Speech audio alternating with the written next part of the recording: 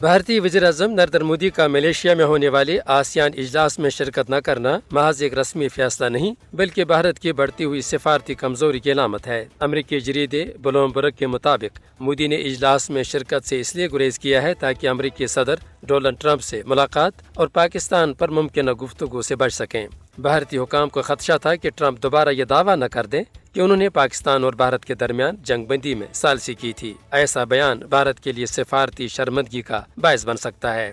یہ پہلا موقع نہیں ہے کہ بھارت ٹرمپ کے بیانات سے خائف ہوا ہو۔ ماضی میں بھی امریکی صدر نے کشمیر پر ثالثی کی پیشکش کر کے نئی دہلی کے داخلی مسئلے کے بیانیے کو چیلنج کیا تھا۔ دراصل مودی حکومت کو احساس ہے کہ امریکہ کے ساتھ بڑھتی ہوئی کشیدگی، روسی تیل کی خریداری اور تجارتی تنازعات نے بھارت کو پہلے ہی دفاعی پوزیشن پہ لا کھڑا کیا ہے۔